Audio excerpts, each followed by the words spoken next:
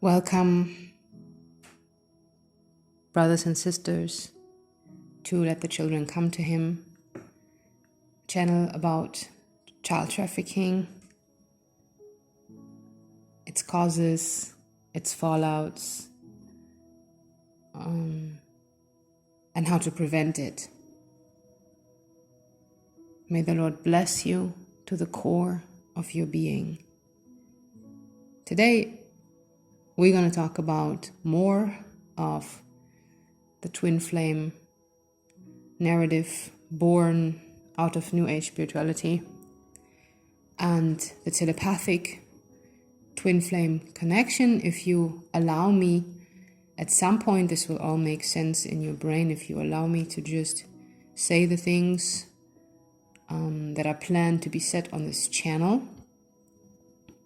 I promise you that you're not going to leave shaking your head over the crazy conspiracy theorists that you listened to the other day. I promise you that. I also say that as some sort of a warning. This video, for instance, will be 18 plus. Because what we're going to talk about and what we're talking about, this is a child trafficking channel, is not for the faint of heart. But I don't know if the word philosophy is the right term, but my philosophy for this channel is that if we allow ourselves to ease into the heavy topics of this world, and we allow ourselves to understand that we are in this together, that we can support each other and share stories and things that have happened, that we have seen. If we allow ourselves to and give each other space, then we can do this together with the help of the Lord, of course. So in the name of the Father, the Son, and the Holy Spirit, I will today have to go back a little bit in time and tell you a little bit of my testimony, if you will, not for self-portraying purposes, but more so for as support for the storyline I'm about to expose to you.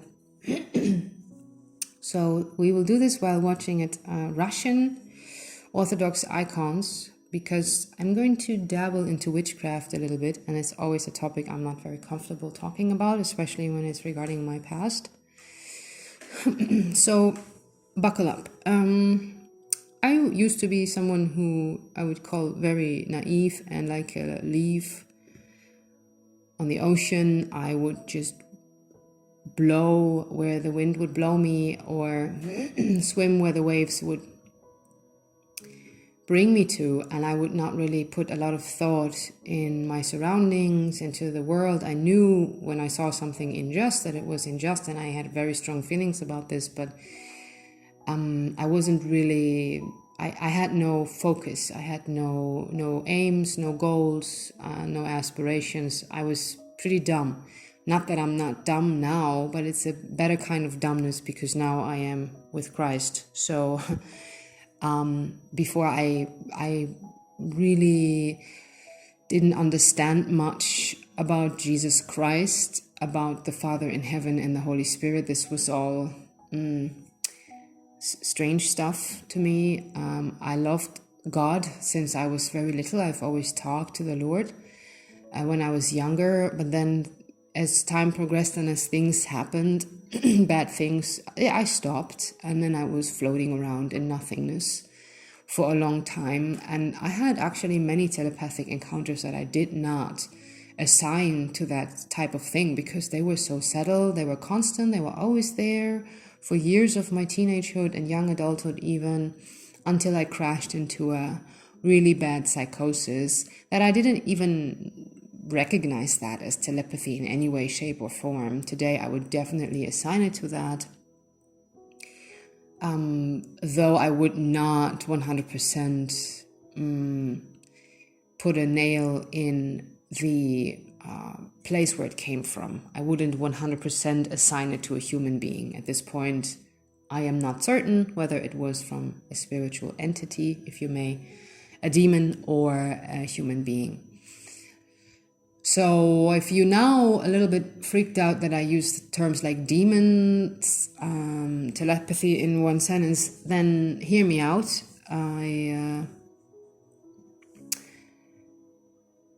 Like I said, wasn't really well versed in any religion, in any faith topic. I had people come, right, for instance, right before I slid into my 8-year-long psychotic episode. I had a friend come over to my house. His whole family was Christian. We never talked about Christ. He never mentioned this, very rarely.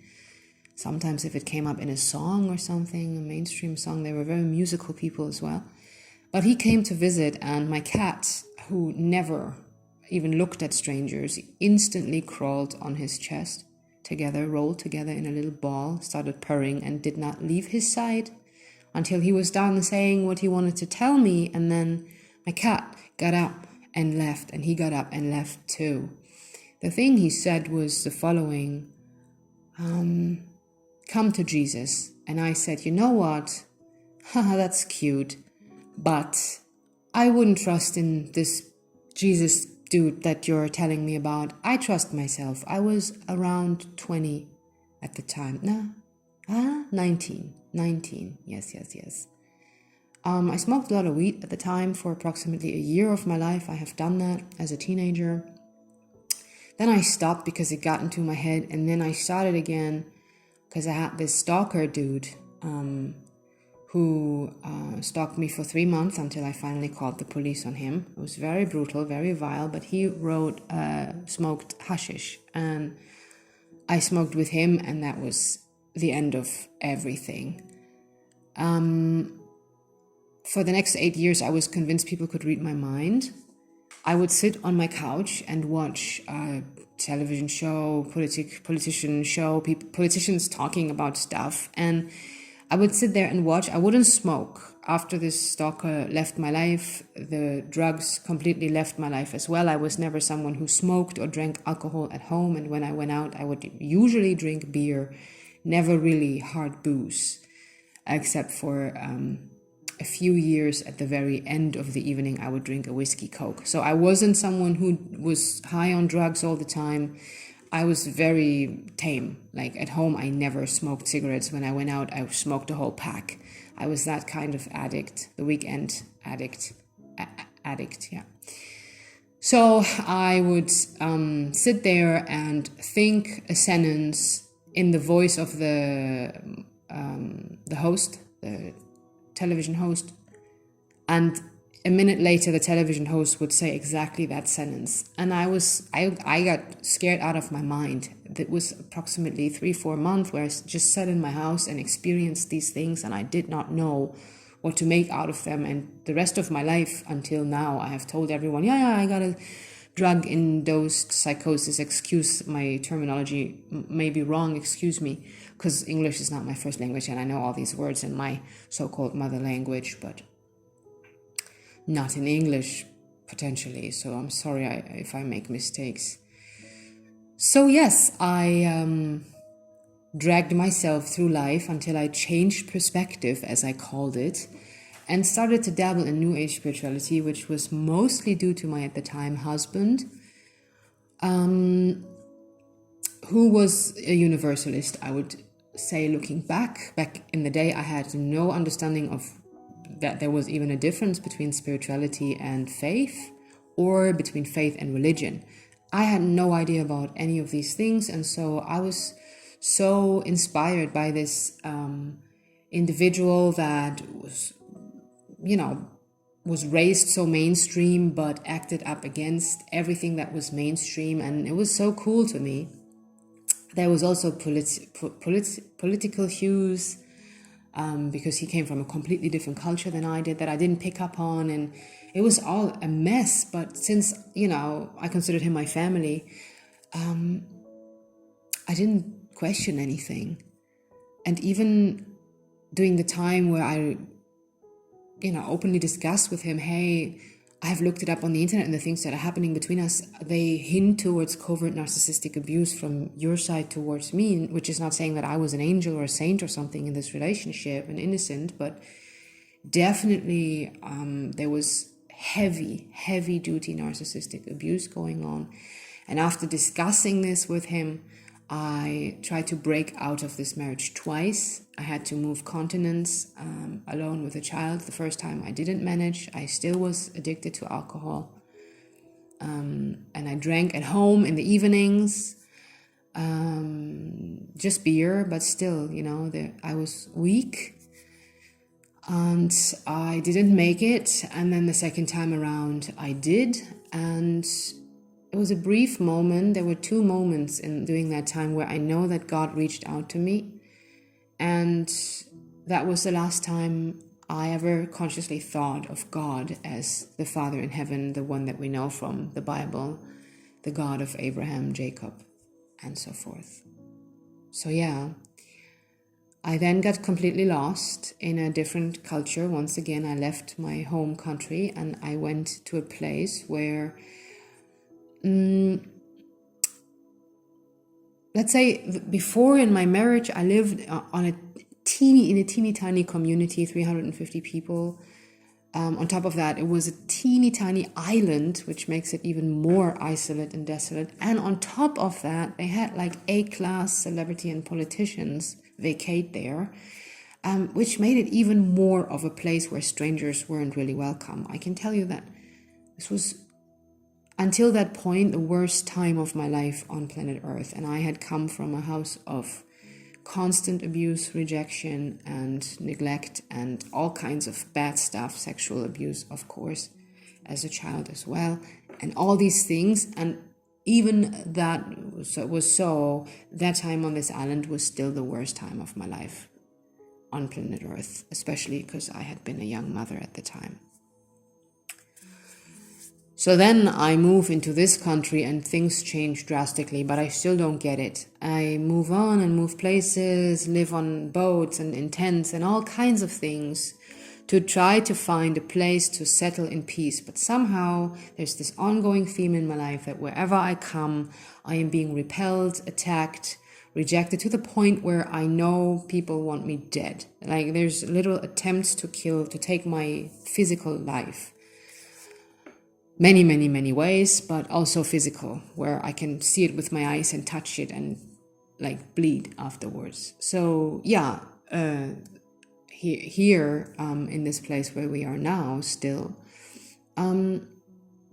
I start to dabble around in tarot, and I'm already infected with this when I come to that one place where I then live in the wilderness, self-sufficiently, and with as little as one can have. I'm convinced this is the way to go. This is the lifestyle. I'm super spiritual at this point. New Age spirituality is my bread and butter.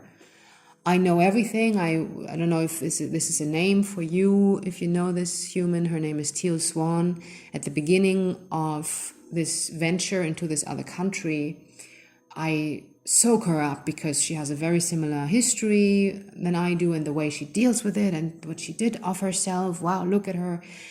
I'm flabbergasted. 3 years later, I finish her sentences, and everything she says to me is just like, yeah, I know this already. And this is the first time where my brain should have been like, wait a minute, this lady makes millions of dollars every year, and she says things that after 3 years are nothing new to you. There's something not lining up. After 3 years studying everything and her work and other New Age spiritualists and all the fields of New Age spirituality, you should know more or be further ahead or have arrived somewhere. But nonetheless, no matter how hard I try to learn and educate myself, I would not get any better. Things would be super, super awesome or so horribly awful that I would wish, like, please just make it stop. All I want is that it stops. And it would go up and down all the time. Then I would teach myself tarot. I was first addicted to tarot readings, and I listened to them for a year non-stop.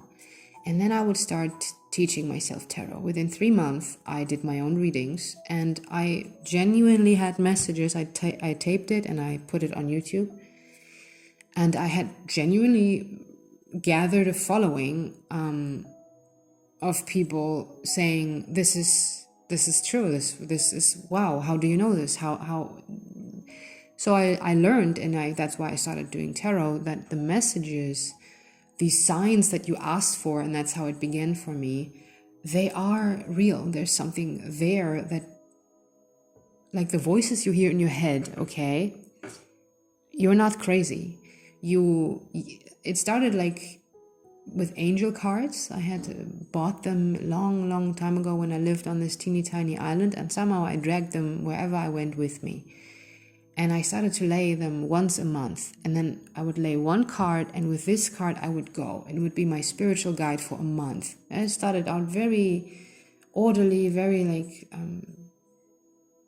self-preserved and self-controlled. And then I would do it once a week, twice a week. And then once this twin flame narrative was introduced to me, meaning there was a human being where I felt an instant connection, although I had never met them. And then they didn't leave my head. They went in and out. They showed up places, when I thought of them and stuff like this. And they showed up places where they shouldn't have been showing up because they couldn't have known that I was there. So this is how this all started. And then this returned into an obsession, wanting answers, wanting signs. Is this the man I'm going to end up with? Is this my soulmate? Is this my other half of my soul? And I just kept laying these cards. And then I discovered tarot readings, and the people doing these readings, they literally spoke out the things that were happening to me. Let's say that day I woke up and I thought about cutting my hair, and I would open a tarot reading and she would say, yeah, your twin flame doesn't want you to cut your hair if you have thought about this, these types of things. And, we can argue that this is bogus, this is psychology. We can argue whatever we want. And everyone who does tarot or has done tarot will tell you there's something there. And the messages, the voices, the names of the dead people, all that stuff is very, very real. I think I'm saying this because, I'm saying this because I'm aware that if you haven't dabbled into tarot ever before, this is like, because this is how I looked at it. Right before I fell into this trap, I had a conversation with someone and asked him, are you a believer? What is it? And they were like, no, I don't believe in God, I do tarot. And I remember thinking, oh, you poor slob. That is so sad. Do you believe in this? This is bogus. Not 3 months later, I was addicted to tarot readings. So it's always easy to make fun of this, but then I said this in the last video, when you look at tarot, and that's why I wouldn't recommend it to anyone, you will very quickly realize that there's actually something there that you cannot explain. It has a way to speak to you that is like Jesus was tempted in the desert by Satan. It promises you to give you anything you want. There's something mystical about it that you cannot put your finger on, but you can feel it. So that as a background, so when I speak about these things, for me this is very real. I'm not someone who was into this stuff. I was convinced I was doing the work of the Lord.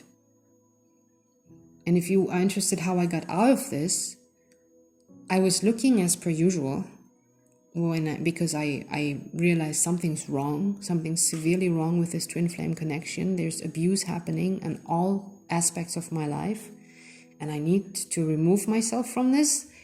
And it got worse the more I wanted out. And so I was once again looking frantically on the internet how to get rid of the narcissist. So this is already like, not only are you pointing your finger at someone and objectifying them in a way that they're not human anymore, you're just turning them into a monster.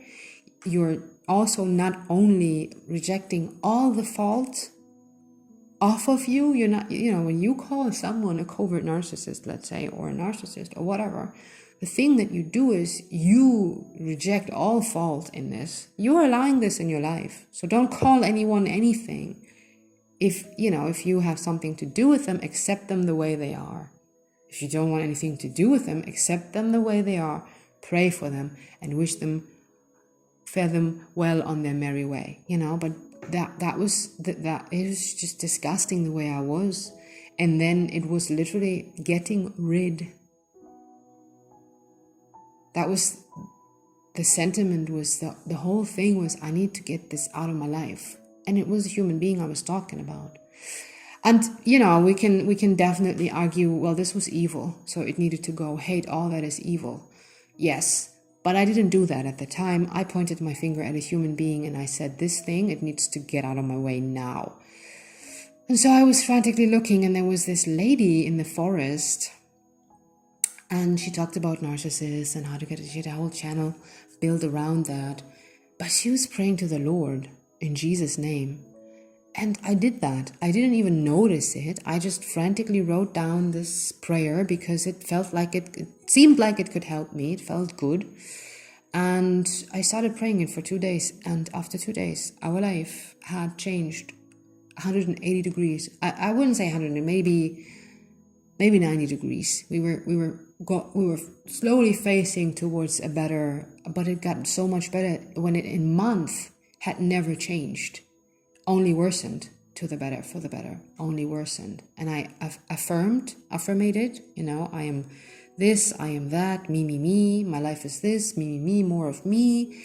And it got worse and worse and worse. And I was affirmating every moment of my life. I am peaceful, there's peace in my life, all these things. I'm sorry, I'm a little bit, it's hard to listen, I imagine, because I do not enjoy talking about these things. The reason that being is, this is how I came to Christ, and it's the way the Lord intended it, and that's why I love this. But sometimes I get sad that it had to be this way, because I don't wish that anymore. But back then, I wished I would have been able to come to Christ. For instance, when my friend came into my house and said, hey, come to Christ. Not so that I was spared from all the things. I deserved these things. I'm glad they happened to me. But because I would rather have brought glory to his name than begged him on my knees, bleeding, dying, to help me. And this is what I did after I realized, okay, yeah, this prayer did something here. Something is happening. And then it went like bang, bang, bang. It was 20 seconds, what feels like. There was 10 minutes where the Lord left me in a space where I had to learn how the absence of Lord feels. He wasn't gone, but he was very, very quiet. And I don't mean in speech, I mean in presence. There was an absence there, and it was very scary. For about a week, I had all the answers that I had looked for, because I had recognized the patterns, but I didn't have answers. We will get into that later. These will be topics on this channel, but I hadn't found the answers, and the Lord provided me in his own, the way he designed it. I was able to take on the information without having an anaphylactic shock or something, because it was so much information and so much gruesomeness, cruelty, ugliness that I had invited into not just my life, but the life of my child, And he left me there. And after he came back,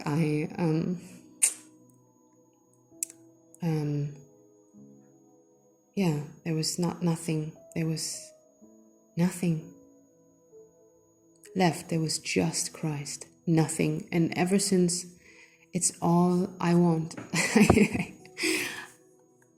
So this is why this channel is the way it is. If you think, why you have to bring God into this?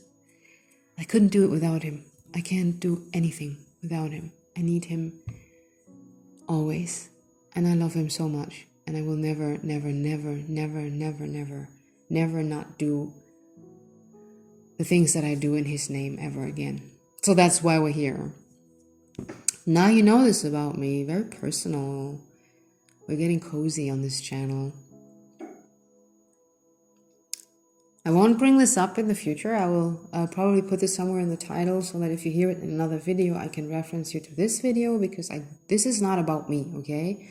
This is so to tell you that the human being that speaks about these crazy topics has been there. She has done that. She had a full-blown twin flame telepathic connection with all the icks and yikeses and whatever is to this.